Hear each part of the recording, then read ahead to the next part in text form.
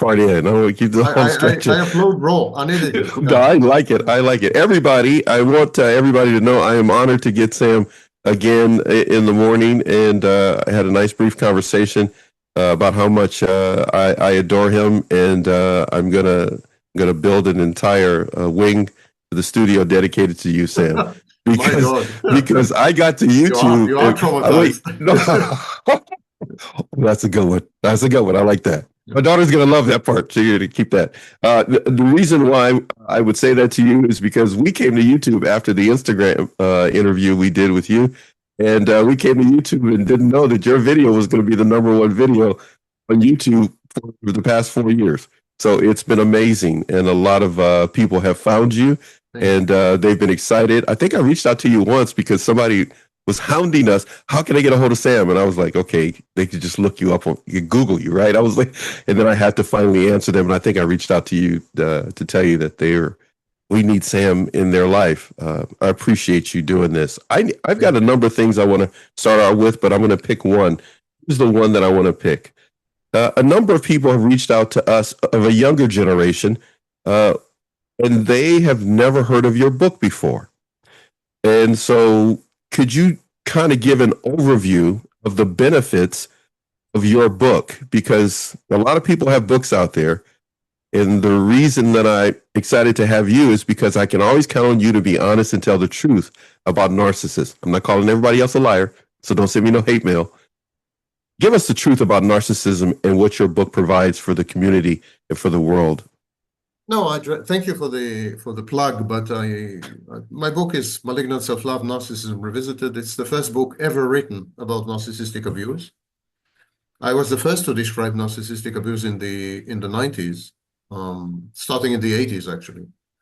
So it's a bit of a pioneering book, but it's now in its 10th edition, and it includes basically all the language that everyone is using today.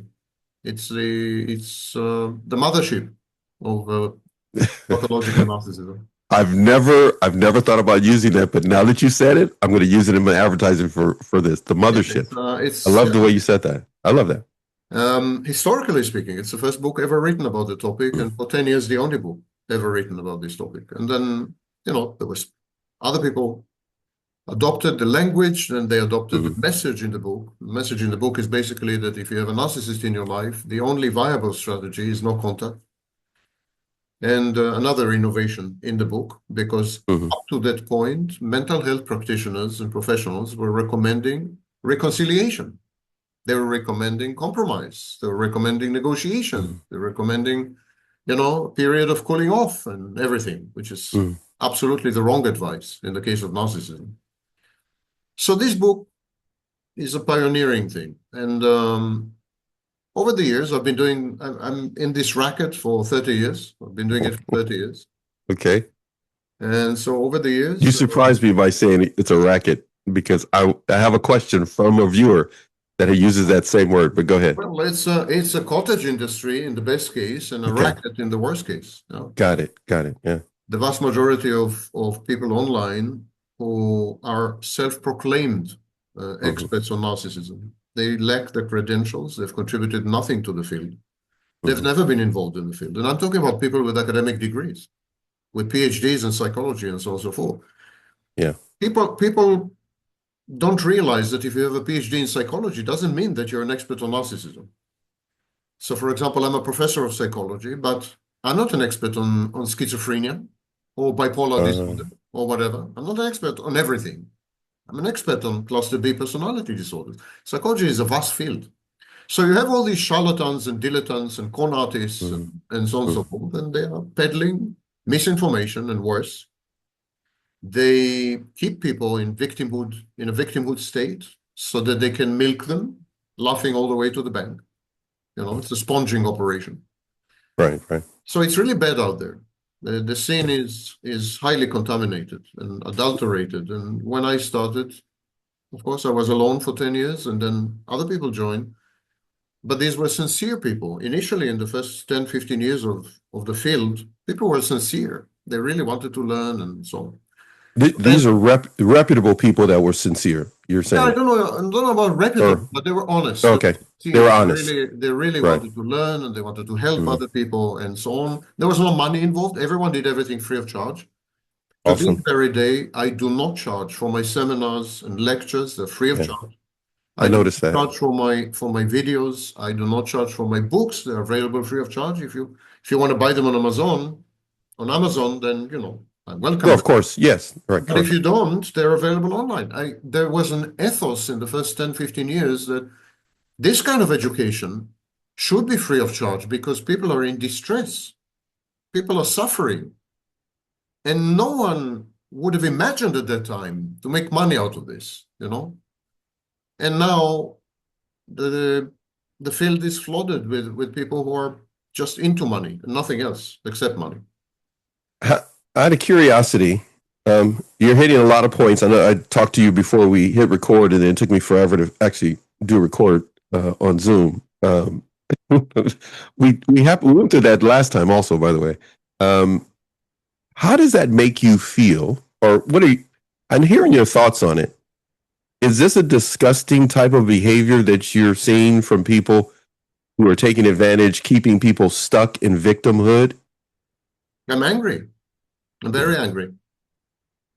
This whole thing is my brainchild, basically. I invented 90% of the language in use today. I was the first to describe narcissistic abuse and everything. And I gave it all free.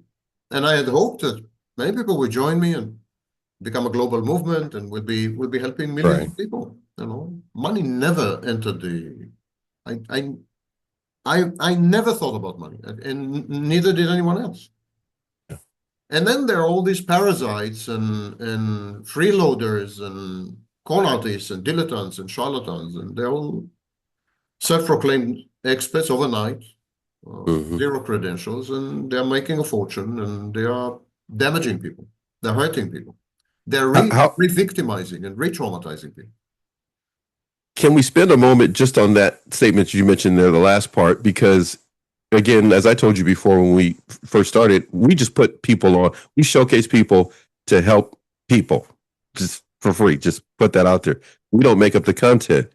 But people come back to us and mention what you just said. I'm not in your field, but I hear a lot of stories of people who have lost a lot of money from this seminar, that thing, that coaching program. Yeah. You know what I mean? Yeah. We touched on it a little bit the first time we did a show, but it's a reoccurring theme.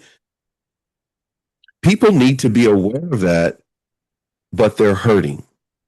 So today, if you can, what are some top tier things they need to be aware of when they're out there surfing the web looking for someone? And, there's a lot of flash, there's a lot of bang, there's a lot of, wow, they must have the answer. What should they be aware of when they're out there looking to heal, rebuild? People are suffering. They are desperate. There's nothing like narcissistic abuse, which is the reason I coined the phrase narcissistic abuse, because nothing compares to it. No other type of abuse comes remotely close to narcissistic abuse. None. It's in its own category. You say it's its No. own. Narcissistic abuse is about vitiating you, about negating you, Wow. Wow. about taking away your essence, what used to be called the soul. Right. It's about deanimating you. It's about making sure objectifying you. It takes away your agency, your personal autonomy, your independence, your critical thinking, your ability to gauge reality testing. Mm-hmm. It embeds you in a fantasy which starts as utopian and ends up being dystopian. It's a terrifying ordeal. It's a concentration camp of the soul. And you get infected as a victim. You get infected. You start to develop narcissistic behaviors and psychopathic thinking. In a defense, You start to pick up what they're doing to you, and it's like residue that attaches to our own character. It's contagious, simply. Wow. If you're trying to cope with a narcissist, the only way you can survive is by becoming a narcissist. There's no other way. Yeah, if you don't leave, you're going to become one of them. Yeah. Exposure to narcissists has been measured in laboratories. Exposure to narcissists as minimal as 3 seconds. That is studies by 3 seconds. 3 seconds. Studies by Lombardi in Harvard University. Exposure to narcissists vicariously via films, movies, videos, via emails. Exposure of 30 seconds to narcissists. 30 seconds, 30 seconds, via email or by watching a video is sufficient to cause mental damage. At the very least, it creates an extreme sense of unease and discomfort known as the uncanny valley reaction. The uncanny value reaction? Yeah.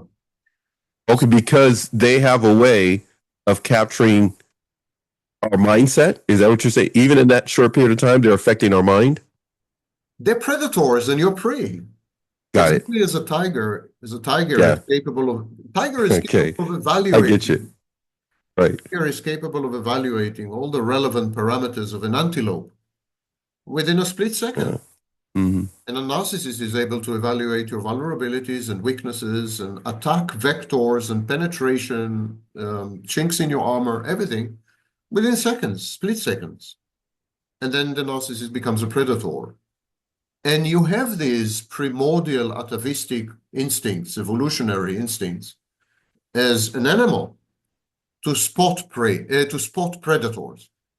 We're all animals, so we spot predators. I get what you're saying. Right. Yeah. I see what you're saying. We react to the presence of predators immediately. And so even an exposure of 3 to 30 seconds has an adverse impact on people. But if we can pick up on that and sense that, how do we still become prey?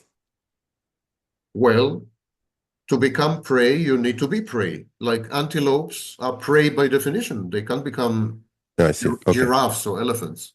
Right. So in order to become prey, there's probably a confluence of personal biography, traits, specific traits, experience, life experience, conditioning, and so on and so forth, which render you vulnerable to the predation of the narcissist. Of a narcissist. Before you ever meet that narcissist for 3 seconds or 30 seconds, there's a culmination of circumstances and situations that led up to that. And by the way, if anybody... You're likely to have grown up in a dysfunctional family. You're likely to have suffered some kind of love deficit.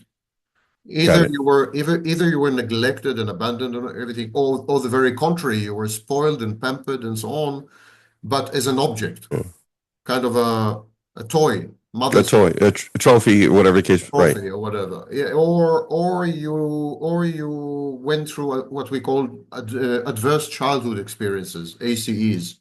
So you've witnessed domestic violence or you have a genetic hereditary predisposition. For example, the tendency to develop borderline personality disorder or dependent personality disorder. So you're mentally ill-equipped to deal with a narcissist. But there is some predisposition and there's a fertile ground ready for the narcissist there. But even completely healthy people fall prey to the narcissist because the narcissist entices you, baits you, and lures you into a fantasy that is essentially a second childhood. It's a second chance at a second childhood. As an adult, they have recognized to be able to bait you because you are going to go through this second childhood where everything feels good. You feel everything is going to be good, but it's all a part of them recognizing your prey.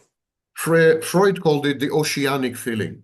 It's oceanic feeling. The oceanic feeling. The narcissist essentially provides you with a maternal function. He offers you, for example, unconditional love. The narcissist idealizes you the way a mother idealizes her newborn. So there is this offer on the table. If you agree to become dependent and submissive, if you agree to suspend critical judgment and your agency, I'm going to be your mother. And I'm going to be a perfect mother. Got it. I'm going to love you unconditionally. I'm going to idealize you. And I'm going to grant you access to the idealized version of you through my gaze. Got it. This is irresistible. It's an irresistible proposition. And so even healthy people fall prey. And so the shared fantasy, the narcissist shared fantasy, this this space of fiction where the narcissist embeds you is divorced from the world and from reality, of course, and is devoid of friction and pain and suffering and challenges and hardships and difficulties. None of this. It's the way a child sees the world. The narcissist. You could escape all of those things by just taking this proposition. Yes. But yet reality is not what they want to come into that proposition, because then you'll recognize that it's all false. They isolate you from reality. The first thing they do, they cut you off, family and friends and so on. The second thing they do, they create a fantasy which substitutes for reality. They become your reality testing. So when you're trying to gauge reality or the world, you resort to them. They become the litmus test of reality.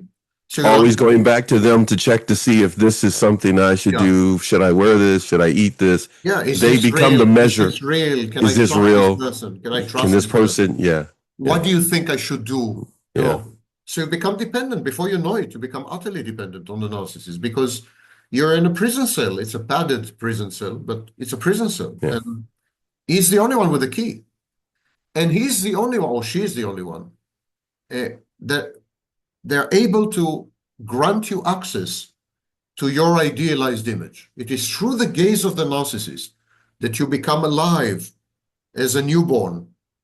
And it is through the narcissist's gaze that you see yourself as a perfect entity, all ideal, and therefore worthy of a mother's unconditional love. Never questioning them at all, because they continue to give what we can believe, I would believe, is the best thing for me. They're giving me what I believe is the best, but it's a fantasy of my own. I think the closest comparison would be addiction. Wow. It's hey, you didn't say that the first time around. Okay, so I could see that. Okay, I could see that. If I make you feel good, forget narcissism. Yeah. If I'm the kind of guy who makes you feel good all the time, makes you feel great about yourself, I got you. Feel that you're the best and the greatest and the most amazing and drop dead gorgeous and super intelligent and what have you. And I also provide you with unconditional love and support and succor. I'm always there for you. I always cater to your needs and so on. Yeah. Why would you let go of me? Forget narcissism. Why would you even go look anywhere else is essentially what would happen. And I understand what you're saying. And gradually you would say, why do I need reality? Reality sucks. I don't want reality. I want this guy. I don't want reality. I want this guy. Yeah, that's right. I can't live without him. Yeah. Because he has created, like you said, this padded cell that a woman wouldn't have a clue what she has stepped into. Not a clue. Yeah. Half of all narcissists are women nowadays. It's a new development. Yeah, I remember a video that you mentioned that. So we are using gender pronouns, but they're all... Yeah, I get you. Yeah. It could go either way because they create this padded cell. How do you get out of that? Because reality is going to hit at some point. Very few people want to get out of it. Sam, you're blowing my mind again. They want to stay in it. Yeah, we see all these self-imputed victims and survivors and what have you.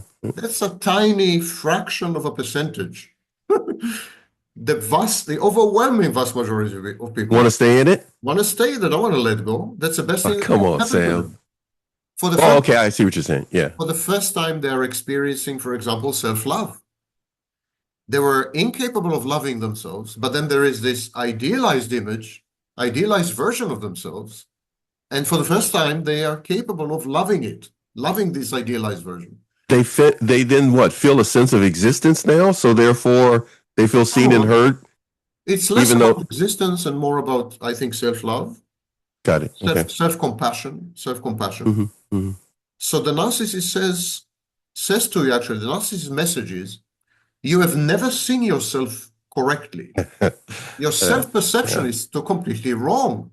Yep. I can see a guy saying that, or a female. Yeah, I can see. Like you think you don't realize how amazing you realize, you are. That's right. How drop dead gorgeous you are. Cool. Yeah. How sexy. How how intelligent, how smart, Yeah. all these, yeah. Then you begin to buy With it. no proof, not that the person isn't, but nothing to substantiate it. It's just constantly thrown at that person. So like, why? Why would I go out of this relationship? You Why would buy I into leave? it. You simply buy into it. Yeah, And yeah. but then the narcissist maintains a monopoly of access. If you want to access this idealized version of you, you can do it only through the narcissist gaze. Because if you Only, were to yeah, go to your mother or to your yeah. neighbor or to your best Or friend, friend, best friend, or whatever, yeah, right? they would tell you what, Yeah. you're not What the truth totally is, right? broken. Yeah, You're right. okay, but you're not that sexy, or you're not Yeah, even let's get down to flawed. reality, come down a little bit, because this is Yeah, really whatever he told you is up here. yeah, But the reality is you're here. Now that's going to cause a problem, because then that person, the prey, is going to get upset at mom, dad, or whoever exactly. who's trying to tell him, hey, look, this person's blowing smoke. That's exactly how the narcissist isolates you from family and friends and so on. So he needs to cut that off and say, like, you just trust me. Just they don't really love you the way I do. They are not Kind of really your foolish. friend. They're not They're not. really your friend. Yeah, your dad really don't love They're you. envious of you. They're envious Yeah, of you. They want yeah, to take you down. They are, yeah. they're actually your competitors. They're not, and so gradually you're faced with a choice. Either you choose reality, and then it's mundane, it's humdrum, It hurts. It hurts. boring, it hurts also, It hurts. or you keep consuming Yeah, this drug. You're on a yeah. high, constant high.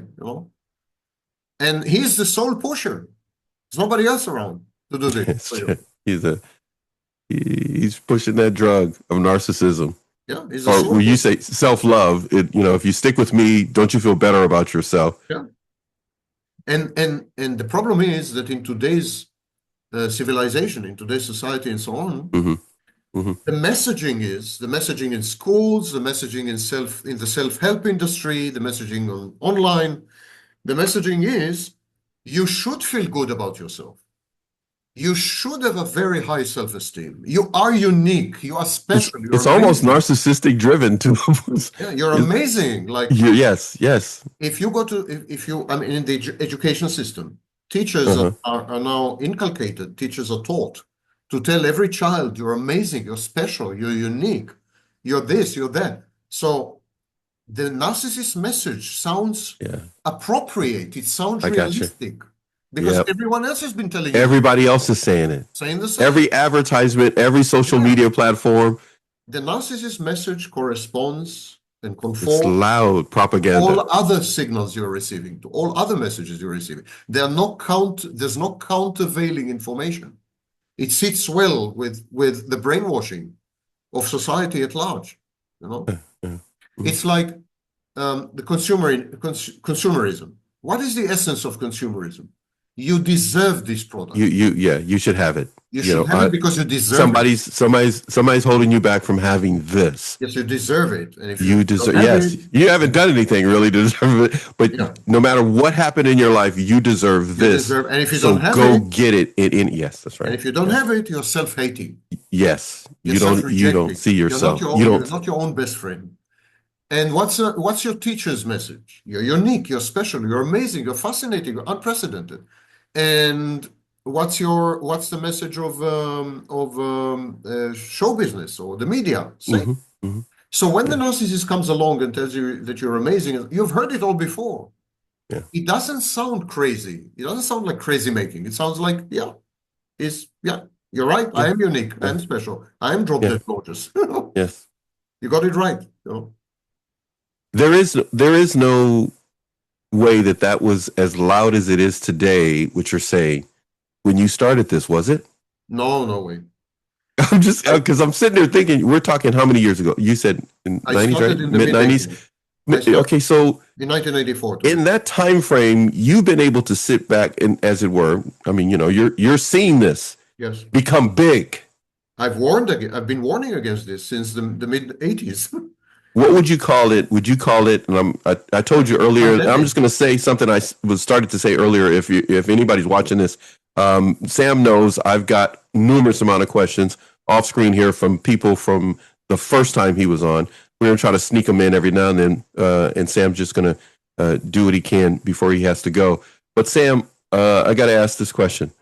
When it comes to narcissism, one of the questions is, in your opinion, is it an epidemic or a pandemic?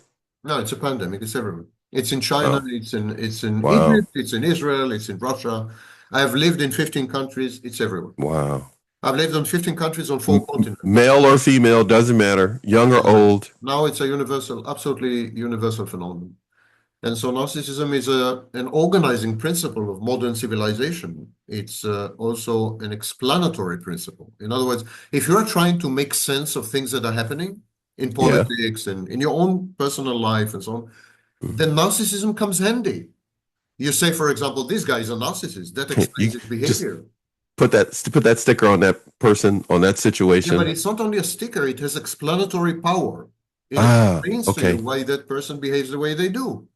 So many people, for example, are trying to make sense of Donald Trump. So they say, well, of course, he's a narcissist. And that's the end of the conversation. It's the end of the conversation. Everything is explained. Everything is... So narcissism is an organizing principle as well. But the narcissist's secret weapon is loneliness. The narcissist leverages... Of the prey. Yes, the loneliness of the prey. When I started my work in the 1980s, a typical individual in Western industrialized societies had 10 close good friends. 10. That's 10. That makes sense. The number today is 0.9. So today, an average individual in industrialized societies has 0.9 good friends. That's a lot of isolated people, Sam. Well, it's an amazing shift within 40 years. It's 40 years. That's a lot of people not connected to somebody that is looking out for their well-being. And all types of interactions, sex included, are declining precipitously. For example, the younger generations, Generation Z and so on, they're having far less sex than my generation. Far less. Sex is a mode of communication. It's talking with your body, basically. I mean, even a one it's a casual conversation, but it's a conversation. It's a dialogue. And so these people are so disconnected. They're not even having sex. You know, people place much larger emphasis on animals than on other people. I'm just coming back from Vienna. Yeah. Vienna has an inordinate number of animal shelters. Like every second building is an animal shelter. Yet they have extremely few homeless shelters. Wow. Maybe 2 or 3. They have like hundreds, if not thousands, of animal shelters, and they have like 3 homeless shelters. The animal is, in its care, is taking more precedent than humans. People have dogs and cats. They don't have lovers. They don't have companions. They don't have friends. They have dogs and cats. Nobody's talking to each other. We have become technologically self-sufficient, which gave us the opportunity and the excuse to let go of other people. To isolate, to self-isolate. So being with other people is a full-time job. It's hard. It requires investments and resources and commitment. You have to traverse the intersubjective space. There are hardships and difficulty. It sucks. Being with other people is, not always a pleasant experience. Actually, in the vast majority of cases, it's a really bad experience. So here we are. I get what you're saying. Here we are, and technology allows us to avoid this. Totally avoid people. Totally avoid people, and we embrace this opportunity. we run to it and embrace it. I get what you're saying. Would you say it's an organized narcissistic propaganda scheme to get people to live that life? I'm just throwing that out there as a weirdo. No, it just happened that this is taking place. It'd be a conspiracy theory. However, it is true. Right. However, it is true that capitalism, and especially the I could see that. Techno-capitalism, yes, would like you to be isolated, would like you to not have intimacy in your life. To be on Facebook, to be on Instagram, to be on everything. I always say the following. If you have a boyfriend or a girlfriend, you spend less time on Facebook, which is bad for business. Yeah. Facebook, this social media, they want you to be completely isolated and to have no one in your life, because other people take away from the profits of Facebook and Instagram, Oh, of course. Yes. YouTube, and so on. So they want to. Yeah. So The more two people are sitting at a park talking and stuff like that, they lose money. yeah, They need you to be talking to people you've never met and give you hundreds of them, so you're addicted to all of this attention instead of just that one person they you need can you to connect not with. have real people in your life. Got it. If you have real people in your life and you have consequently intimacy or interactions, they're losing money. Mhm. So they have a huge incentive to isolate you. And they've constructed the platforms. They use psychologists, they consulted psychologists. Yes, that is correct. Yeah, that's true. They've Yeah, engineered you're right. the Yeah. platforms to Mhm. atomize you, to isolate. Another thing is that people who are single, people who lack intimacy and so on, they compensate by shopping. They shop more, they buy more. So this is good for business. Consumerism. So capitalism, the first thing capitalism did about, let's say, 70, 80 years ago, capitalism converted women into consumers by encouraging women to break up the family structure and to become self-sufficient financially, to find jobs, to work, to go out.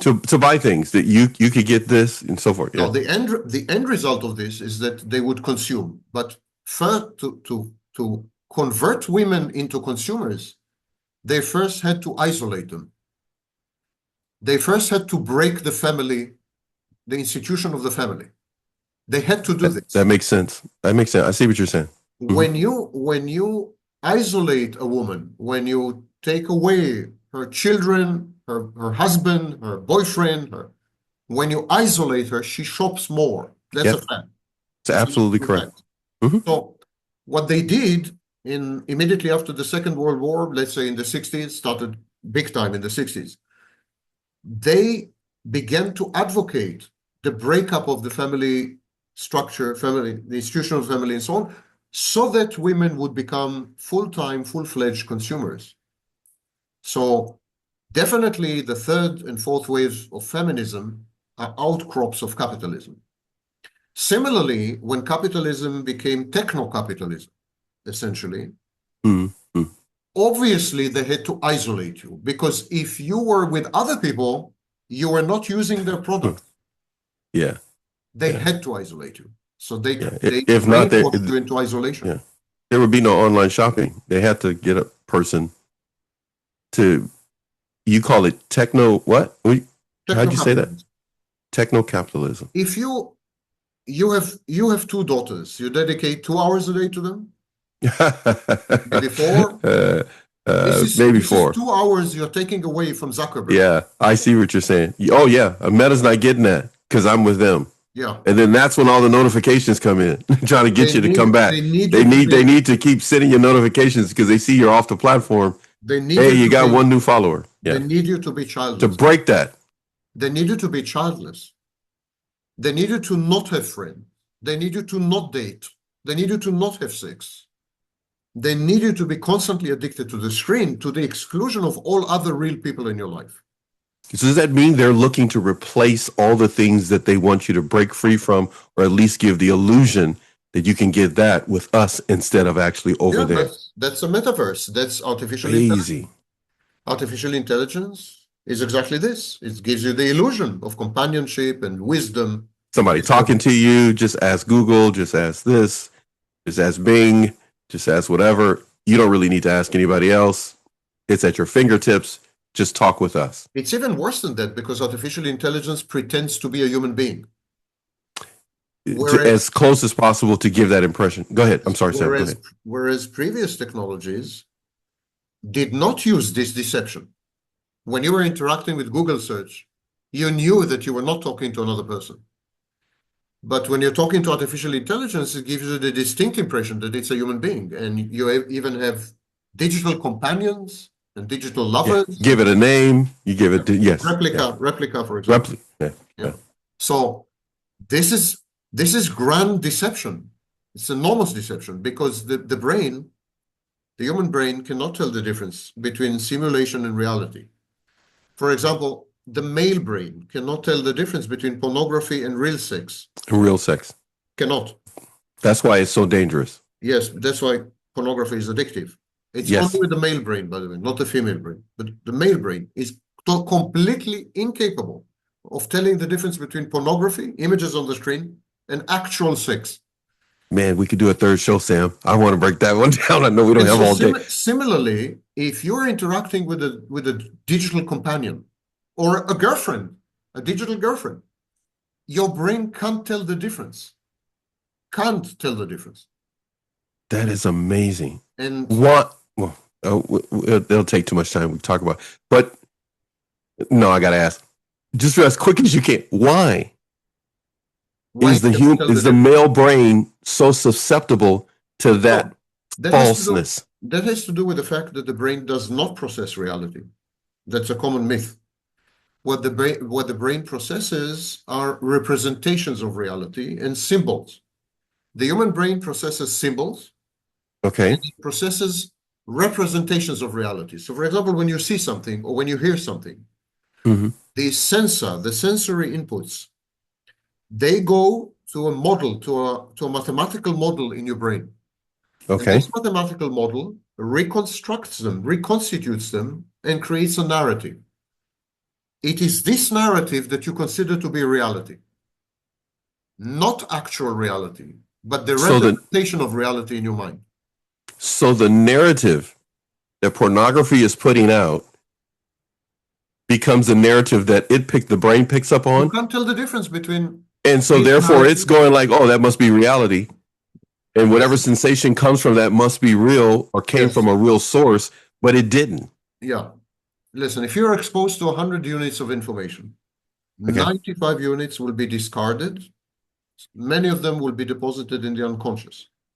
Okay. 5 units out of these 100 units would be absorbed as sensory inputs. So some of these units will be audio, some of them will be visual, and so on. Mm-hmm. Mm-hmm. These units of information reach your brain through the optical nerve, auditory nerve. Got it. Right. They reach your brain. Okay. When they reach your brain, it's not like your brain is experiencing these images and these sounds. It doesn't. What Okay. happens is there is a supercomputer within your brain, and this supercomputer has mathematical models. The sounds and the visuals, the images, are fed into this supercomputer. And this supercomputer creates a Got it. story, a Got it. narrative. Yeah. Then the story or the narrative is fed into your brain. You interact not with reality, but with a narrative that accommodates and incorporates the sounds and images you've been exposed to. Only 5% of them. It's extremely easy to deceive the brain. Do you know, I can prove it to you. You are watching a horror movie. Got it. Okay. You're sitting on a sofa, you have this huge popcorn thing, Got it. if you're an American, you're sitting on, and you're watching a horror movie. You're watching it on a screen. Now, you're not an idiot. You know that it's a movie. Yeah, I know it's a movie. You Right. know it's a Got movie. it. Then I'm watching it. why do you jump? I knew you were going to say that to me. I knew you were going Why to say do you that to me. startle? Yep. Why Got it. is there a startle reaction? It's connected to something, images of the past Because your brain perceives it as real. Your brain, because it's connected to other things. I'm picking up cues from the movie you're not itself. watching the movie. I'm not even really watching the movie. No, I told you the sounds. Got it. No, I got you. Now I just thought about what you said. They become a narrative. Yeah, it's And a your narrative. brain can't tell the difference between reality and the horror movie. So I'm within the narrative within my own head. Yes, and this narrative is perceived as real, and consequently your brain cannot tell the difference between the horror movie and reality. And when something happens on the screen, you jump, you startle.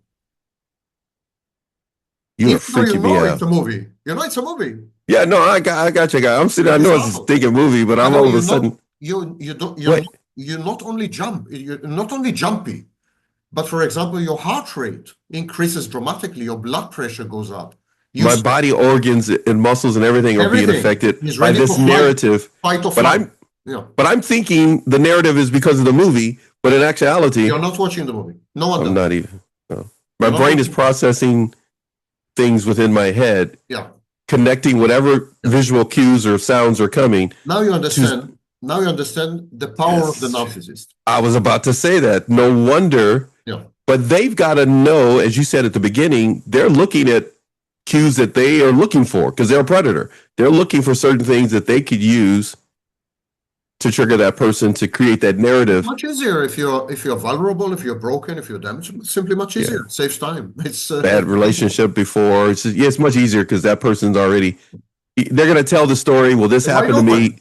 Yeah, They're wide open. No. you give it more context and information than you need to, and you just met the person, and they're totally sizing that person up, You're wide and open. it's over. Yep. Wide open. You're wide open. That should be another book you write called Wide Open. Wide open. You should just call it Wide So Open. here's the strength of the narcissist. The narcissist spots your loneliness, and then the narcissist offers you a narrative. He offers you a fantasy, and your brain can't tell the difference between the narrative, the fantastic narrative, and reality, because your brain is not built to do this. And then you begin to believe that the fantasy is reality, and you get immersed in the fantasy, and you're doomed. It's like quicksand, you're just doomed. The more you try to extricate yourself from the quicksand, the deeper you sink. And you're just doomed. You're captured, you're captive, you're in the cage. This is the power of the narcissist. And this is why narcissists in contemporary civilization rise to the top. They rise to the top because our contemporary civilization is built on fantasy. The main driving force in contemporary civilization is to avoid reality, to escape from reality. That's why we have television and internet and movies. And because it's all about escaping reality. All these things to escape. Everything is about escaping we need reality. to address, what we need to tackle. Everything is geared to escape reality. And who is the greatest expert in the universe when it comes to fantasy, escaping reality? The narcissist. So yes, I was going to say, they know it. This is their fertile ground then.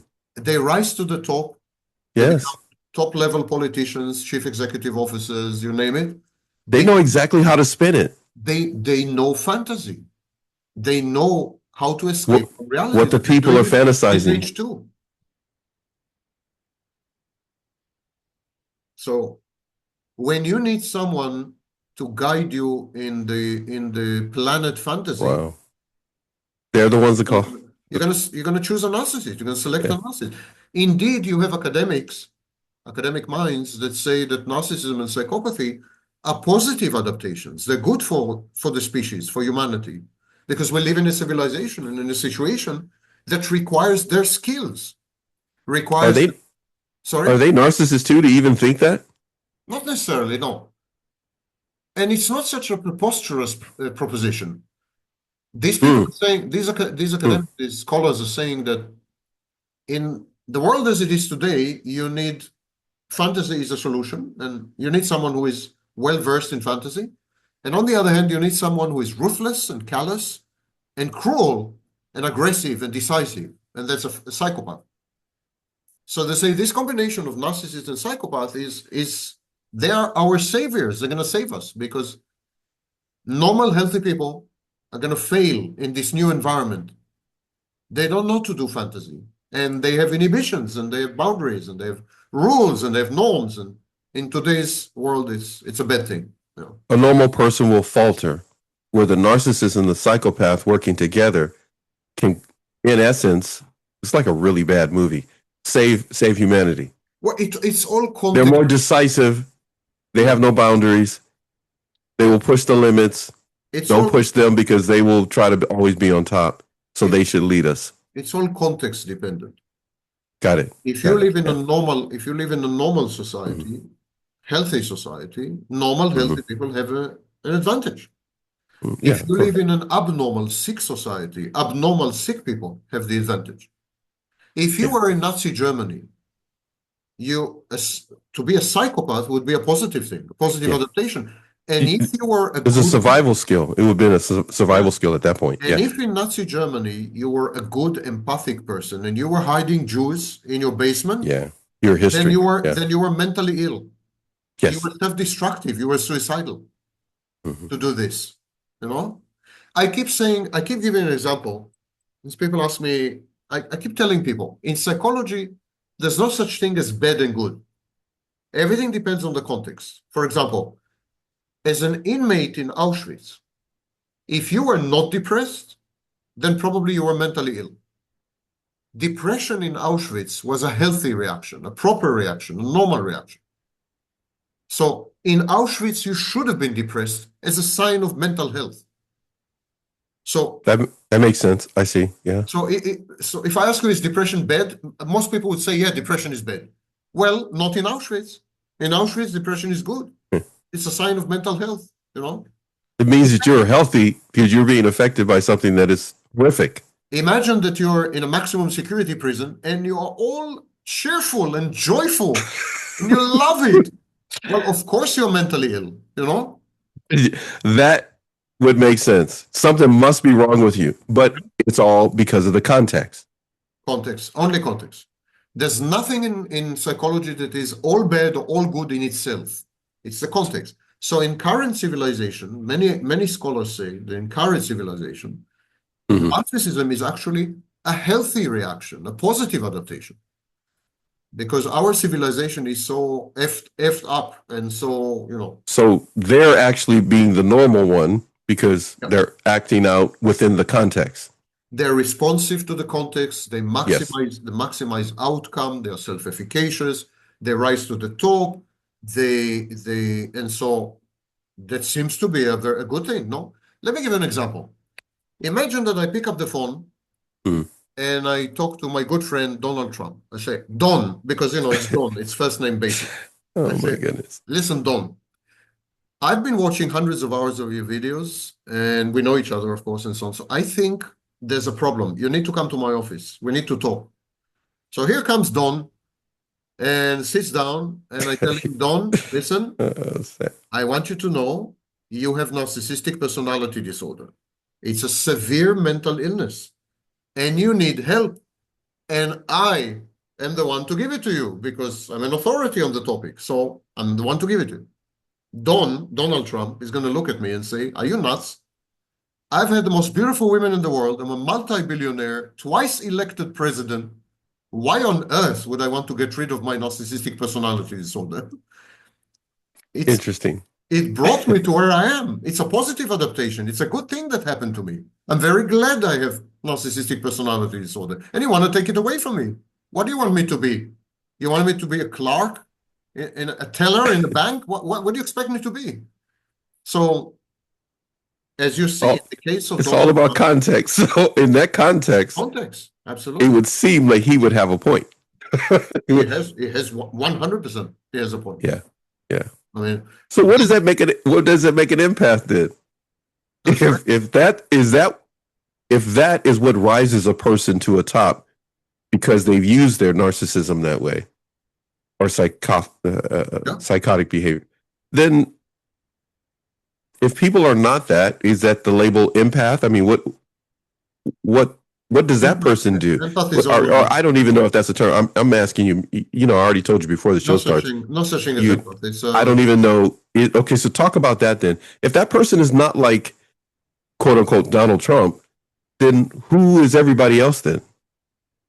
Healthy, normal people in an unhealthy, abnormal civilization are going to end up being slaves. But they're not empaths because there's no such thing. Can you go ahead and touch on that? Empathy is online nonsense.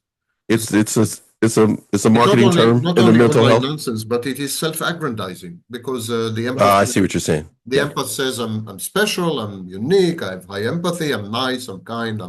This is like narcissism through the back door, kind of. Yes, it is a form of narcissism. I firmly believe that people who call themselves empaths are actually covert narcissists. I firmly believe this. I can't prove it, but I'm quite convinced that they're covert narcissists. Yeah. I like this discussion. I like that, man. That's a good one. Their grandiosity is, look how good I am. Look how empathic I am. Look how nice and kind I am. Look, ostentatious. Look at me. They go online. There is competitive victimhood. My suffering is greater than your suffering. You know, what is up with that? What is up with that? It's called competitive victimhood. It's not a term I invented. This is the term. Competitive. It's almost as if you haven't gone through it, then you're not a real human. Yeah, it's a badge of honor to go through this. Yeah, the merit award. And they Prepare compete to like war. my suffering is greater than your suffering. My abuser puts Everybody your keeps trying abuser to my top abuser puts your abuser to shame. They're establishing hierarchy. uh, There's a hierarchy. within Hierarchy the of pain, power. within the victimhood, within the victim field, the being the prey. There is still hierarchy. This, but yet at Because the same time, I pointing don't at the think they're narcissist, going like there should not because be any hierarchy. I don't think they're victims. I don't think they're survivors. I think they're Oh narcissists. wow, Yeah. covert narcissist. You said right? Overt narcissists, yes. I believe that they are narcissists, simply. And they found a way to attract attention. They found a way to be in the center of attention. They found a way to be on the stage. They found a way to ostentatiously display. We call it, there's a name for this. It's called pro-social narcissist. Pro-social narcissist, Pro-social or communal narcissist. Pro-social or communal. communal narcissist is a narcissist whose Okay, grandiosity consists of being moral, altruistic, charitable, a victim. So we call this pro-social. So today, there are multiple studies, starting with Gabay in 2020 in Israel and all the way to British Columbia and Taiwan and you name it. There are multiple studies that show that many people in victimhood movements, especially at the top, are okay. actually narcissists and psychopaths. So these movements have been infiltrated by narcissists and psychopaths. You have someone like Greta Thunberg and so on, who is a rank narcissist. She's an absolute, complete, unmitigated, every cell in her body narcissist, you know? Yeah. And she goes around. Today she's a climate activist. Tomorrow she's a Gaza activist. Next day she will be Black Lives Matter, black as she Yeah, I is. get you. Yep. You Just keep understand? moving It's around. Right. just a way to attract attention, just a way to Co- be in the limelight. communal narcissist, correct? Communal Is it or pro-social narcissist. pro-social narcissist? And by the way, if anybody's watching this back, I mentioned to Sam before, our audience on YouTube has changed a lot. There are a lot of people who have not met Sam or have his book. They're looking to be able to see this because they're of the younger generation. And any of you that are following others, do as you see fit, but you're missing out if you don't go over and check out Professor Sam Vaknin. And please, if you don't know, you need to know. You can find him on NATV all the time because he is the number. He only did one video, everybody, just one with me. It is the number one video.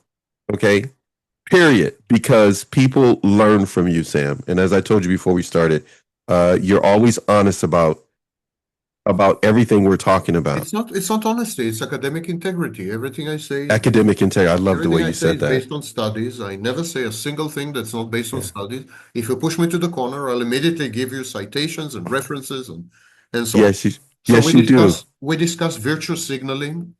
Yeah. Virtue signaling is what these activists do and so on and so forth. Virtue signaling is a narcissistic behavior.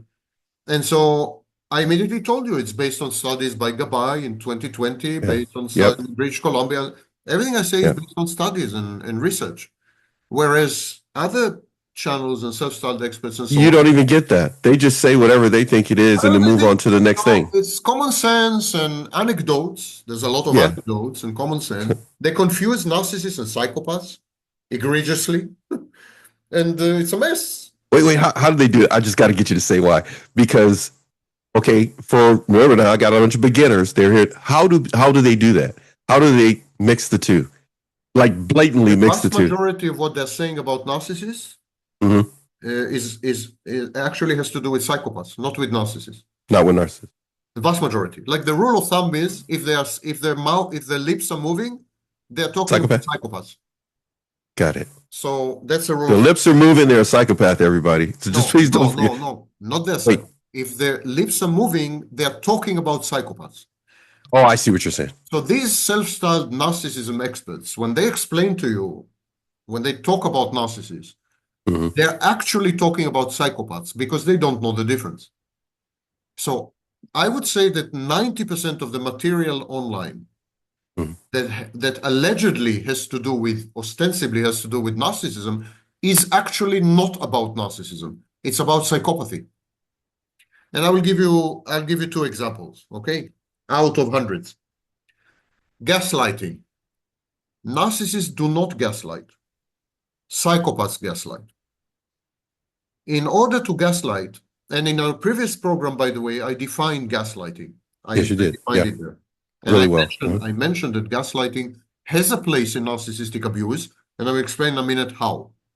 But narcissists don't gaslight, because gaslighting means that the gaslighter, the person who is doing the I remember. gaslighting, knows what they're doing, it's intentional, Yeah. and they can tell the difference between reality and fantasy. It's a manipulative, it's a Machiavellian strategy to make you doubt your own perception of reality. So psychopaths, they know the difference between reality and fantasy, and they plan to destabilize you in order to take something from you: sex, money, power, whatever. A narcissist cannot tell the difference between reality and fantasy. When the narcissist tells you something, they really believe it. They believe it 100%. They believe it even more than you do. So they're gaslighting themselves, if anything. Narcissists don't gaslight you because they are delusional. Even if you present it to them, even if you present the reality of it, they still are in their mind believing it more than you believe it. They're in La La Land. They're wackos. In La La Land. They're wackos. They're crazy. They're delusional. You know? So they're not gaslight. They don't gaslight. However, your experience of this is equivalent of the experience of being gaslit by a psychopath. I mean, like, you don't care about the motivation. You don't care about the narcissist. Right, correct. What you care about are the outcomes. And the outcomes, as far as you're concerned, is that you're being gaslit. That's why gaslighting has a place in narcissistic abuse. But what self-styled experts keep saying online is simply wrong and betrays a profound misunderstanding of pathological narcissism. Narcissists don't gaslight. They're delusional. Similarly, when you go online, self-styled experts keep saying that narcissists future fake. Narcissists don't future fake, ever. When a narcissist makes you a promise, they have every intention in the world to carry out the promise, to fulfill the promise. They believe the promise. It's part of the fantasy. They never keep their promises. But it's not because in advance they knew they were lying to you. But when they make you a promise, they mean it 100,000%. So there's no future faking this. There. Psychopaths future fake. A psychopath would promise you things knowing full well that they're not going to keep any of this. They're not going to fulfill any of this. It's all deception. No. Psychopaths, in other words, are deceptive. Narcissists are delusional. It's a massive difference. That's a huge difference. Yeah. Yeah. One deliberately knows there will be no fulfillment. Yeah. Let me give you an example. Imagine that you enter a mental asylum. You visit a mental asylum. I don't know why you would do this, but okay, let's imagine. Let's just say I would do that. Yeah. I like studying brains. Let's say you're not well. You're not you well. know I'm This is your pastime. This is your pastime. This is my pastime. Your leisure. Hey, if my daughters put me in one, you gotta come get me out, Sam. You gotta come get me out. Go ahead. So you're in this mental asylum as a visitor. Yeah. I mean, your daughter didn't wise up to the situation. Yeah. You're a visitor. I'm visiting. And you come across two patients. Okay. Both of them tell you that there's someone behind you with a knife and they intend to kill you. Both of them are telling you this. Okay, you turn around, there's nobody there. And you say, wow, these people are deceptive. Yeah. One of them is a psychopath. The other one is psychotic. The psychotic person is hallucinating. Psychotic person really sees someone behind you with a knife. Okay. There's nobody there. It's all in the psychotic's mind, but it's a hallucination. Psychotic is not lying to you. He's not deceiving you. He truly believes that there's someone behind you with a knife. The psychopath is telling you this because he wants you to turn around so that he can pick your pocket. The psychopath knows there's nobody there. He knows there's nobody there, but he wants you to turn around To and take something from then he me. can pick your pocket. Psychopath is goal-oriented. He knows he's lying. He knows he's deceiving you. He's manipulating you. Whereas the psychotic is delusional. Psychotic really believes there's somebody there. They're He's hallucinating. They're outside of reality. Same with narcissists and psychopaths. Narcissists are delusional. Actually, there were many very important scholars like Otto Kernberg and others, Yeomans, others, who suggested that narcissists are actually psychotic. It's a form of psychosis. It's a form Interesting. So just what a certain degree of psychotic. They're not in touch with reality. They're divorced from reality. They live inside their mind. They're inside their minds. Everything is happening here, not out there. They don't even perceive you as a real object, as an external object, as someone out there. They don't perceive you that way. As someone separate from them, they don't see that. No, they don't perceive your separateness and your emotions, your feelings. None of that is your emotions. They don't even perceive that you're external. They perceive you as internal. They perceive you as existing only within the space of their mind. That's why they treat you as an extension. They treat you as if you are part of them, some kind of a third arm or a third leg, right. You know? You're an extension. You're a limb or something from them. Yeah, because you don't exist. Yeah. You don't exist separate to them. You don't exist externally. You don't have your own, of course, autonomy, independence. Yeah, right. Decision making, preferences, none of that. And if you do behave this way, if you behave independently, that's a problem. That's a huge problem because you are challenging the internal object. You are challenging the internal space of the narcissist. And the narcissist begins to regard you as an enemy. You're destabilizing the narcissist's mind. You're a threat to the narcissist's equilibrium and balance and inner peace. None of this applies to the psychopath. The psychopath knows that you're external and that you're separate. Psychopath couldn't care less about your wishes and dreams and what have you, but he knows that you're out there. And the psychopath is misleading, is deceptive, is Machiavellian, is manipulative. Psychopath would lie to you, deceive you. Psychopath would make you promises he has no intention to keep. That's a psychopath. Everything these people are saying online about narcissists is backwards, Sam. Is about psychopaths. You understand how bad this is? Well, now you're saying that, when I watch this back, I'm listing it. That is what they're describing as a narcissist. Mm-hmm. But you're really dealing with somebody much more dangerous if that's the case. Yes, because the information is not correct. The kind of narcissist they're describing is actually a psychopath. And right, consequently, they're giving the wrong advice and so on. It's bad. It's bad to So you say no contact is not a really good thing to do with a psychopath. How are you dealing with a psychopath then? If it's being confused. If it's being confused. Go ahead, please. It's a major problem because psychopaths are defiant. They're contumacious. They reject authority. Yeah. Yes. They are reckless. They don't care about the consequences of their actions. They're fearless in some ways. They have anxiety, but they don't have the same fear reaction as normal people. So it's a predator. It's an apex predator, and it's an extreme problem to deal with them. The law, the criminal law, is about normal, healthy people, basically. Criminal law doesn't take into account psychopaths, for example. So many of the things that psychopaths do are very intimidating and very threatening and so on, but they're not crimes. They're not crimes.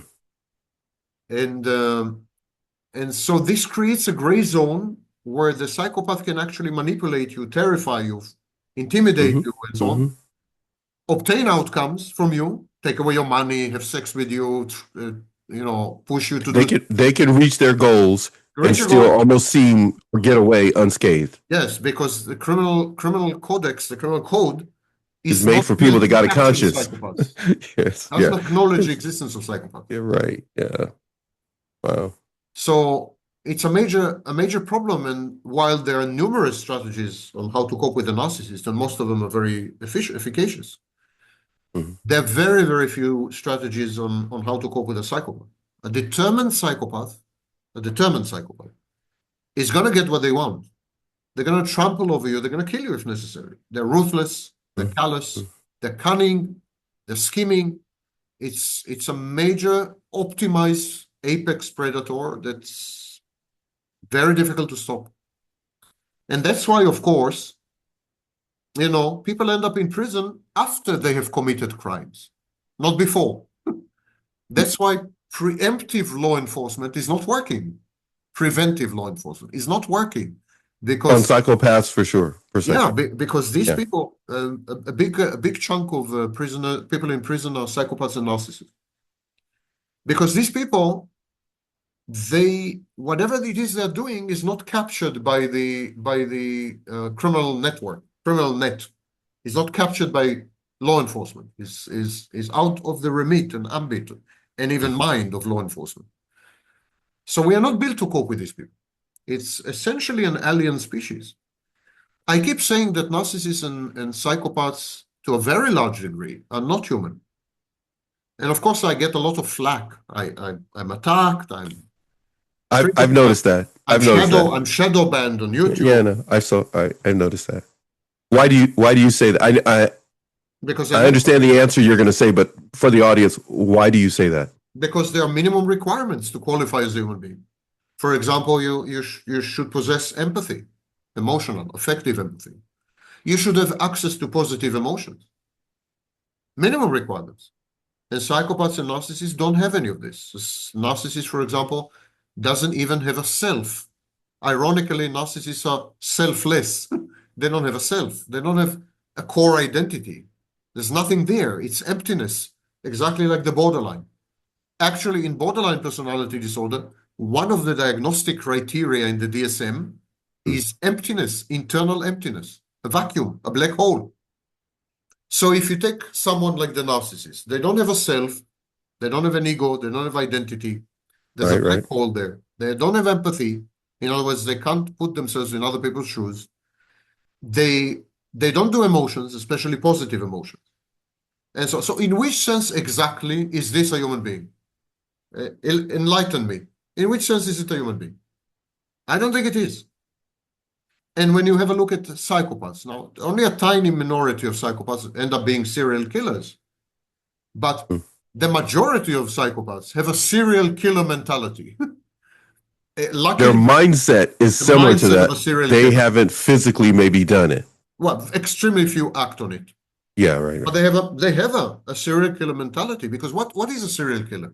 A serial killer is someone who regards other people as objects of gratification or regulation. They use the bodies of other people to regulate their internal environment and to feel gratified. A psychopath is like that. All psychopaths are like that. They may not kill you, but they will take your money. And I keep giving this example. Imagine it's like the beginning of a bad joke. So a narcissist, and a psychopath enter a bar. You're seriously not going to do this, are you? Okay, go ahead. They enter a bar. Enter a bar. Okay, go ahead. A psychopath, a narcissist, and a normal, healthy person. They enter a bar. Three. Okay, all right. And there's this woman sitting in the corner, crying her eyes out. She is distressed. It's clear that she's just received some bad news, or there's a life crisis, or broke up with a boyfriend, or something horrible happened. Okay. What goes on through the mind of these people? The healthy person, the normal person, would say, she's crying. Yeah. She's crying. So that means that she's sad. I remember being sad. I've had this experience of being sad. So I feel bad for her.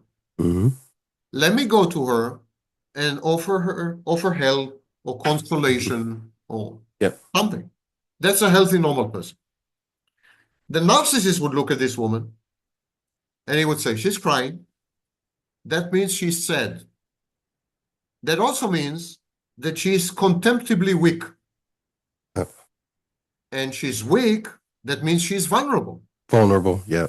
Okay, and she's vulnerable, that means that she's great for my shared fantasy. She's a great potential for my shared fantasy. Let me go to her, approach her, and try to sell her on my fantasy. Try to convince her that if she were to enter my fantasy, she would never need to cry again, because that's a narcissist. The psychopath would say, she's crying, she's sad, she's vulnerable, I can take her money, or I can have sex with her. Now let me go to her and double down on the vulnerability, leverage it, exploit it, penetrate her defenses, destroy her from the inside, break her to pieces, damage her maximally so that she's putty in my hands and I can do anything I want to her. These are the three mindsets. Sam, that doesn't leave much help for the human then. Not everyone is a psychopath or a narcissist. Yeah. Wait, no. Well, if they're in power, if they're a CEO, it don't have to be that many of them, because they're going to have minions that'll do what they say in order for them to exist. That part is true. They create cults. That's a better way to say it. Yes. Cult-like structures, yeah. Very true. Okay, I got to toss a question your way, and I don't want to hold you forever, but you just, whenever you're ready to go, but I'm going to throw this one in. What makes the female covert narcissist particularly dangerous in emotional relationships? What makes her dangerous? First of all, the belief that female narcissists are different to male narcissists is wrong. It's not true. Psychologically speaking, male and female narcissists are indistinguishable. However, culture and society dictate different scripts, behavioral scripts. So a narcissistic female would express her narcissism in different ways to a narcissistic male, because she's subject to different social and cultural expectations, mores, norms, and so on. So it's not the underlying psychology, it's the way the narcissism is expressed. And that is dictated by society, not by the individual. A female covert narcissist is no less dangerous than a male covert narcissist. She would simply express it differently. And what she would do, she would leverage assets that are considered socially condoned or socially acceptable. For example, her looks. So she would tend to be much more histrionic than the male. She would be hyper emotional, seductive, flirtatious, and so on and so forth. And then she would take advantage of this, and she would captivate or capture. It's like a spider analogy. She would captivate or capture the hapless victim. Got it. And then she would disable the victim, exactly as a spider does, by injecting a variety of toxins and poisons. This is of course a metaphor or simile. And when I say poisons and toxins, I mean messages and signaling that actually inhibit specific behaviors and encourage other behaviors. So she would mold the prey, she would shape the prey. At the same time, a female narcissist would be highly passive-aggressive.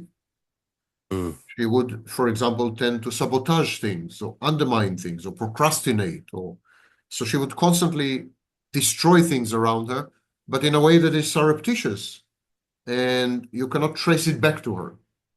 So all this is not very different to the male, but whereas the male would use aggression, especially passive aggression, envy, seething envy, resentment, in other words, what we call negative affectivity. Whereas the male covert narcissist would leverage negative affectivity to manipulate the environment and obtain outcomes, the female covert narcissist would leverage histrionic features to accomplish basically the same. Got it. And the female covert narcissist is probably what we would call femme fatale, what we used to call femme fatale. Yeah, that I know. I know that part. That's probably okay. Because she's using all of her wares to do whatever she's got. Yeah. To control the situation. Now, the covert narcissists, both male and female, they fake a facade that is communal, pro-social, altruistic, charitable. Working with charities, doing This kind In of other words, ostentatious, a do-gooder kind facade, of a, okay. And they have something called pseudo-humility. Pseudo-humility is like they would feign modesty. Yeah. They would Fake feign humility. modesty. Right. Yeah. So gullible people fall for it. They say, well, it's a wonderful person. It's such a nice person. My neighbor's so good. She's bringing food over. She's always helping the charity, the little league. Yeah, right. So they're much more likely than the overt narcissists. They're much more likely to use this kind of presentation of I'm a do-gooder, I'm a good person, I'm reliable, you can trust me, I'm trustworthy, I'm modest, I'm humble, you know. But the irony is they're broadcasting this. It's ostentatious. It's ostentatious. Like a really modest person wouldn't go around saying, look how humble I am. You know? Yeah. It's like saying, you know, I would have been, had I been humble, I would have been perfect. Yeah, you know? Yes. No, let me not talk about my humility, but let me tell you what I did last week. Yes. So, but those are kind of like signs that somebody should be paying attention to, though, and not fall for. Yeah. And just people are likely to tell you what they say. They're likely to tell you all the time, compulsively, how helpful they are. So they would say, I'm supporting all my family, and, you know, I'm giving money to everyone, and I'm always there. This person was down, you know, and I helped them, and, you know, whoa, if you only knew the whole story, how much I help people, and, you know, that's why I'm, you know. Yeah, but by the way, I don't want to talk about it. I don't want to talk about it. Don't give me compliments. Don't give me praise. I'm not fishing for compliments. Yes. Yeah. Let me tell you about everything. Oh, no, stop, please. No, you really should do that. Sam, I want to do two things here. I want to ask you one more question, and then I got a question to ask you, and I want you to end everything. And the reason I want to do that is because you gave me more than enough to edit and put together, and I told you how I'm going to do it. Also, I think we're 1.5 hours almost. Yeah, I was going to say, well, at least over an hour. I know for sure. But I'm gonna just give me a sec. I gotta pick. And hey, you know, whoever's watching this, don't take it personal that I didn't ask your question. Okay, I know you guys have been waiting for like 4 years for him to come back. But here we go. They really have been waiting for you. Like, Paxton, you're so horrible. You won't bring me back on. Why do you hate him? I'm going like, no, I like his post all the time. He's a busy man. What boundaries must absolutely be non-negotiable when it comes to no contact with a narcissist? No contact. So, if I read their question right, what boundaries must be absolutely non-negotiable when going, no contact with a narcissist? No contact is the ultimate boundary. No contact is not open to interpretation. There are no nuances of no contact, variations of no contact. I know what you mean. No contact is no contact, end of story. That's kind of what they're alluding to in the question, as you can tell. You don't answer the phone, you don't accept gifts, you don't talk about him with other people, you don't spy on him or stalk him on social media, you don't communicate or interact with him unless absolutely mandated by the courts. You use intermediaries when you do have to interact. For example, if you have common children or whatever, you use intermediaries like lawyers and accountants. No contact is no contact. It's the only boundary you need. The minute you start to differentiate, to split hairs, hair splitting, yeah, this is no contact, but this is yes contact, but this is this, then you're doomed. Many people go no contact, and then they sue the narcissist, and then they spend the next 10 years dealing with the narcissist, daily contact with the narcissist. So there are many. The mind of the victim deceives her. The victim wants to remain in contact with the narcissist. I've never met a victim in my life, and I have met thousands, if not tens of thousands, not one who doesn't secretly want to stay in touch with the narcissist. Not one. The more they protest, vociferously and vehemently protest, that they never ever want to see the narcissist again, the more the door is open. The more they want to stay in touch. Yeah. So they find ways. Our minds are very creative and very deceptive. And so they find ways. So I'm not in touch with the narcissist. I just sued him. I just went to court. And now, unfortunately, I'm forced to be in touch with him 2-3 hours a day. because we're involved in litigation. They're calling me. You guys need to work this out yourselves. Now that's the door open for him to talk, and it just goes on and on. There are many, some victims say, okay, I'm not in contact with my narcissist. I went no contact, but I love his mother. I absolutely love his mother, or I love his father. And I feel bad about breaking up with his brother, because they were like a family to me. So these are all self-deceptions. These are the Trojan horses. This is the enemy within. This is not on the narcissist. This is on the person. Yes. Putting themselves back in, creeping back into that situation. Insinuating themselves back into the narcissist world and life. Yeah. Yeah. But the narcissist knows it. They got to be sitting there watching that and going like, well, I guess you want to come back for more? You want some more of this? Oh, man. Yeah. So many people do this. I would say majority of victims do it. The thing is, they don't realize that doing these things is actually breaking no contact. They don't realize this. They say, I'm not in touch with him. I'm in touch with his brother. I love his brother. He's a wonderful man. If you're I'm the stepson, the stepchildren. I'm dealing with them. I'm not really dealing with. I'm not. I haven't exchanged a single word with my narcissist for 1 year, but I've seen his family like 280 times in this period. Out of 365 days, most of the time you're with his family. Yeah, for example, who talks to him regularly. So there are ways and ways, and the mind is very deceptive. And if you want something, you're gonna find a way. You're gonna find a way. Yeah. And that's what's happening with victims. I would say majority of victims, actually. Majority. A tiny minority really break apart. They're rare. They're rare. They literally break, move far away. Or luckily for them, the narcissist himself is isolated, and like if they break up. Okay, I see what you're saying. Yeah. There's no way back. Like there's no way back. There's no way in. Yeah. The bridges have totally been burned down, and there's nothing you can do. All right, I told you I wanted you to end the show on something. I got to ask you one more, and it's the one what I'm about to ask you. You've already touched on it a few times. Flipped an entire interview last time around, and I never got a hate mail, but everybody was like, how could he say that? And then later on, they watched it over and over, and then they said, okay, I agree with Sam. So here it is. It's victimhood. You've already touched on it. But talk a little bit about that, and then when you're done, just give some words of advice as a sage, as a muse, as whatever it may be. Again, on our channel, we talk about you as being, if you want to know the truth about narcissism, just listen to Sam. So just end it on whatever you want to. But when it comes to victimhood, you started all kind of stir, man. You started all kind of trouble when you talked about victimhood, because a lot of people, it's victim blaming. You know the speech. People, you can't say that. You please, for the new generation, explain. First of all, you should make a distinction between being victimized, and being a victim.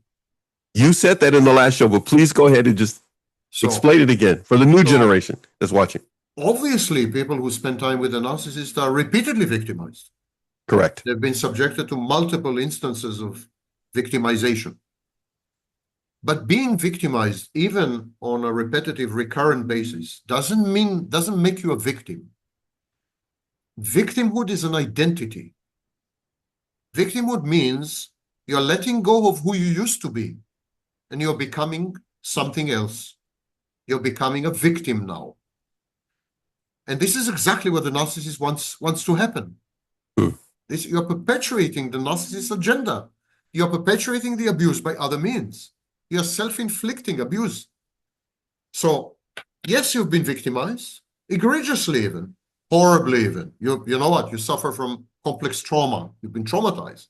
I'm not taking any of this away from the victims. Not taking any of this away. I'm not victim blaming. Nothing justifies abuse. No excuse for abuse. No excuse even for reactive abuse.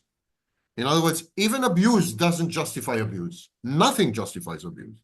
However, that something happened to you in life doesn't make you this event. So if you've been victimized, it doesn't make you a victim. If you've been run over by a car, it doesn't make you a perpetual accident victim. It doesn't define you. What has happened to you and what's been done to you doesn't define you. Never let it define you. It's a really bad idea, because victimhood implies learned helplessness. Victimhood implies dependency. Victimhood is a permanent state of profound sadness and grief. Victimhood holds you back because if you're a victim, you're not an agent. You have no agency. You're not able to act. You're not able to make a difference. You're not able to change your situation and so on and so forth because you cling on to your victimhood identity. You're afraid to lose it. What if you suddenly succeed in life? What if you make a break? What if you become a best-selling author or famous actress or whatever? You are losing your victimhood and you're emotionally invested in your victimhood because it had become your identity. Victimhood holds you back. It's what we call an inhibitory identity. It inhibits you. So it's a really seriously, catastrophically bad idea to go around identifying yourself as a victim, claiming victimhood as the determinant and the contour of who you are, because gradually you vanish and you reemerge as an abstraction, as a symbol, not as a human being anymore. It takes away your humanity. And what I am infuriated by is that the vast majority of online YouTubers leverage and encourage and foster and engender victimhood deliberately because they know that it's a trap, a honey trap. The honey goes to the YouTuber, the trap goes to the victim. Yes, so, correct. And so I'm infuriated. Instead of saying, listen, you've been victimized, first thing you need to do, what did you contribute? What did you do? What did you decide? Which choices did you make that led you to this predicament? So that you never repeat them again. You've been victimized. There's no excuse for this. The other party should be punished one way or another, and so on and so forth. And definitely, you should go through a period of grieving and even self-pity. You should wallow in self-pity a bit, but then you should emerge. You should ask yourself, what did I do wrong? And then you should have a plan on how to proceed in life, putting what has happened to you behind you. No one is saying this online. Very few. Vast majority are not saying this. They're saying the narcissist is a demon. He's evil. Whatever has happened to you is not your fault. You didn't do anything wrong. You're angelic. You're perfect. You're amazing. It's a narcissist, 100%. It's an accident. It's a force of nature. It's like being caught in a hurricane or a tornado or something, you know? And that is completely untrue. Studies show conclusively that people who team up with narcissists and so on and so forth, the first thing they do, they deny their intuition. They suppress their gut instinct. They deceive themselves. They lie to themselves. Because they're lonely, because they're desperate, or because they're sex-starved, or because they like the fantasy, or because they're grandiose as well. I mean, whatever the reason may be, the victims definitely have a contribute to what has happened to them. They have made bad, stupid choices and decisions, and they should face this. They should confront this truth. It's unpalatable truth. It's a painful truth. But there is no growth without pain. No growth, no development without loss. You need to lose your innocence as a victim. If you, as a victim, self-impute innocence, if you say, I was a babe in the woods, I didn't know anything, I didn't understand anything, it was done to me. I was a passive object. I was a magnet. I was just there. And things were happening to me. Even the language in these forums is very wrong because it's a passive language. He did this to me. It was done to me. As if you're nothing but an object. You're a passive entity that everything and everyone, they do things to you. Like you're you're just there and everything just happens on top of you. You don't have agency, you don't have responsibility, you should not be held accountable, you should not soul search. You should not contemplate and analyze. You should not do any of these things. Because why bother? You did nothing wrong. You know? So what you should do, you should split Splitting is a primitive defense mechanism, common in childhood. The child says, Mommy is all bad, I'm all good, or vice versa. So Yeah, splitting is right. when you divide the world to all good and all bad. These victims online, they split all the time. They say the narcissist is all bad and I'm all good. And the irony is that splitting is a narcissistic defense. Narcissists split. That is correct. Yes. And so what happens is the Wow. victims engage in narcissistic behavior. When you say Wow. another person is all bad and I'm all good, that's a narcissistic statement. It's a grandiose statement. Oh, without a doubt. Yeah. Wow. So this is why victimhood is really bad for you. The first thing you need to do is get rid of it. And the second thing you need to do is you need to be brave and courageous and face who you used to be. Because who you used to be brought you to where you ended up being. And dealing with the narcissist. Yeah. Yeah. Who you used to be, whatever that state you were in, whatever, I'll use myself, whatever state I was in got me in that situation with that narcissist. To ignore that means, well, you've probably seen it. You're going to repeat it. You're going to repeat it multiple times. I mean, I've come across. Yeah, it don't matter whether it's a job, your in-laws, with family. Yep, and you go, I don't know why this keeps happening to me, and I keep picking the wrong person. Yeah. You're laying down the context, foundation, the facts. Yeah. We have to, would you say earlier, soul search. And this is not victim blaming. This is victim saving. I'm not victim blaming. I'm saving victims. But no one would listen, because when you're in the victimhood state, you have a lot of company, like-minded people. Oh yeah, you got cheerleaders, you got they got the bleachers are full. Yeah, everybody's in the same boat. And everyone is validating your messaging and it just keeps, oh, you're so powerful. Yes, you're right. Yeah, and it just keeps going. And the person stays in a state of whatever you were describing earlier. But one thing is for sure, and it's just me. I don't know. I'm not, again, I repeat, not in your field. Just from doing these shows and talking to people, they're angry all the time. Yeah. And this is like up and down, passive aggressive, as well as straight out. Rah! Yeah. But I can help you. But as I said, and it's like a cult. It's like a cult. It's like, hey, just come over here with us because those other people don't understand you. Yeah. And unless you've gone through it, we're it. It's very sick. It's very powerful too. It's very divisive. And here's the irony. And full of strife. Here's the irony. It's a shared fantasy. Oh man, I should have caught that. Yeah, now that you say it, I can see it. Yeah. It's a shared fantasy. Within the victimhood. Within victimhood. I want to say cabal. Yeah. But not everyone that's in it sees everything the same way. They're just caught up in it, and maybe they need some truth telling to get out of there.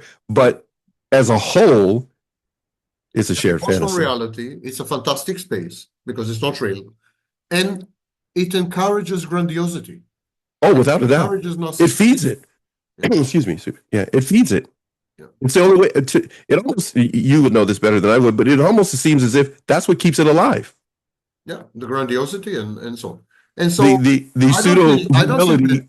I don't feel bad when I say these things. On the very contrary, I think I'm doing a great service. Yeah, you said it the first time, and like I said, I don't get hate mail, but there's sure a lot of people go like, "How could you let him say that, Paxton?" I said, but I kind of agree with what he said. I wish he would have talked about it more, because people, from what I was seeing, they were either on one side of the fence or the other.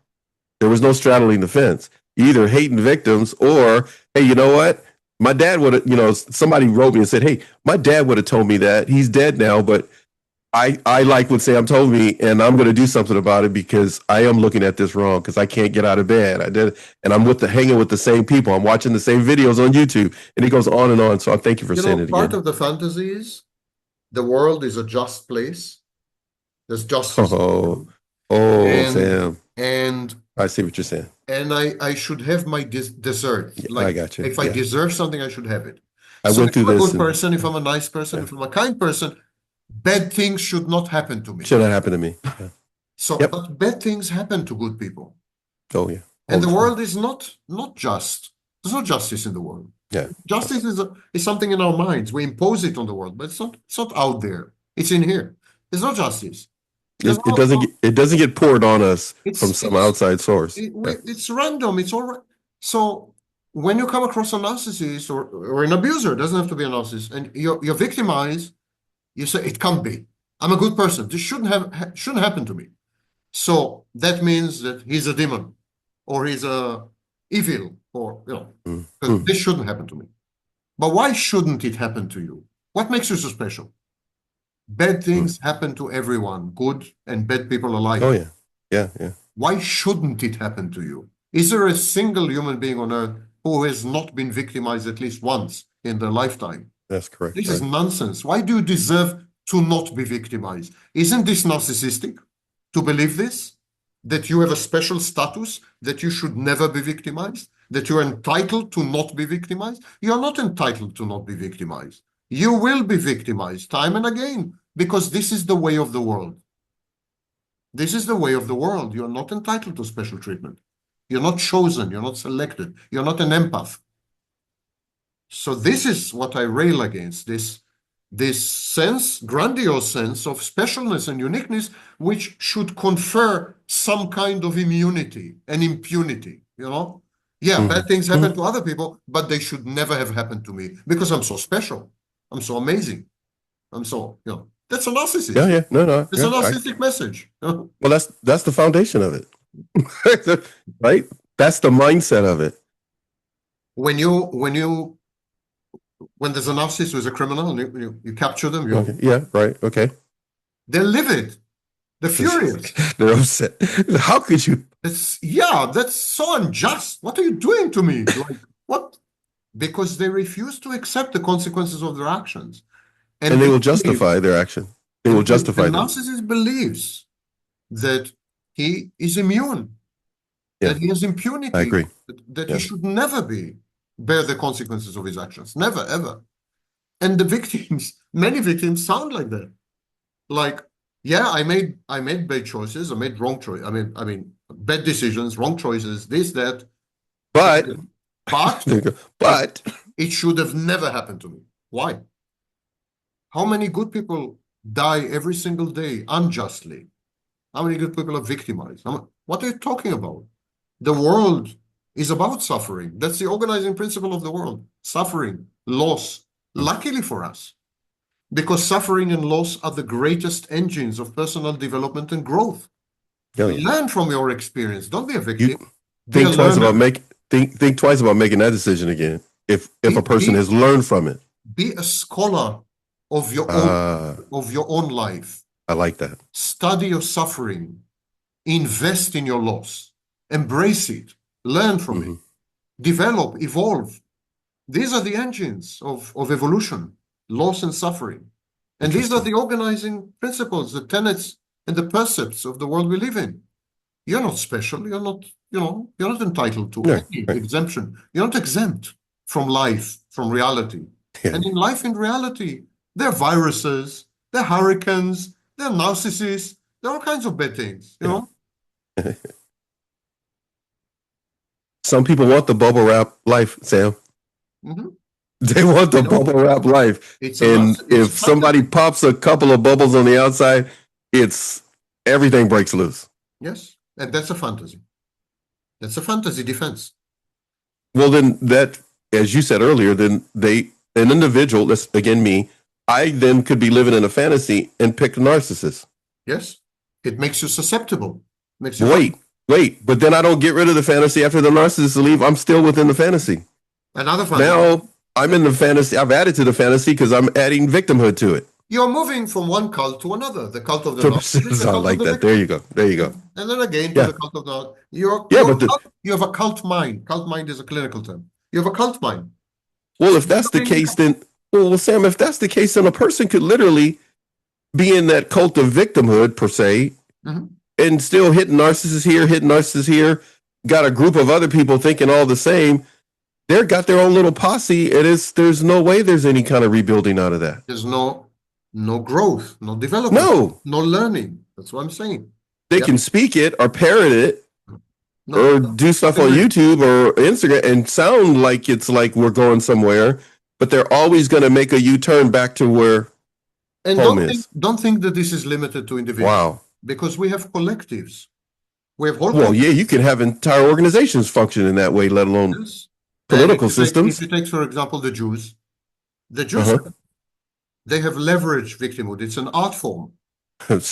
Horrible, horrible things happen. You make me lose all my Jewish friends right now. No, just kidding. Horrible. No, go ahead. I'm a Jew. I'm a Jew. No, I know you are, but I'm just saying. Go ahead. Horrible things have happened to the Jews. Yeah, Beyond correct. words. Yes. Beyond Mhm. words.